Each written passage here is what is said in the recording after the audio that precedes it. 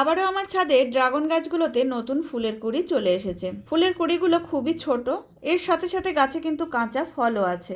Dragon গাছে কাঁচা ফল থাকতে থাকতেও ফুলের কুঁড়ি আসতে পারে, এমনকি গাছের ফল পেকে যাওয়ার পরও ফুলের কুঁড়ি আসতে পারে।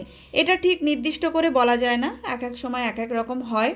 তবে ড্রাগন গাছে যখন ফুলের কুঁড়ি আসে তখন সব একই সাথে আসে, আজ একটা কাল একটা এরকম করে কিন্তু আসে না। যে রাউন্ডে ফুল আসে একই সাথে আসে, তারপর 15 থেকে 20 দিন কিংবা 25 দিনের একটা গ্যাপ দেয়, দিয়ে আবারও গাছে ফুল আসে। তবে আমার ড্রাগন গাছগুলোতে যে ফুলের কুঁড়ি এখন এই মুহূর্তে তোমরা দেখছো, এটা 6 রাউন্ড ফুলের কুঁড়ি চলছে। তবে প্রত্যেকটা গাছ যদি তোমরা আলাদা আলাদা করে বলতে বলো তাহলে কিন্তু 6 রাউন্ড হবে না, এটা গড় অ্যাভারেজে আমি 6 রাউন্ড বলছি। এই সিজনে আমার গাছে প্রথম যে ফুলগুলো এলো সেগুলো অতিরিক্ত টেম্পারেচারের জন্য নষ্ট হয়ে গেছিল। তারপর 3 রাউন্ড পাকা ফল তুললাম, 1 রাউন্ড এখনও গাছে কাঁচা ফল আছে, আর এই ফুলগুলো 6 রাউন্ড।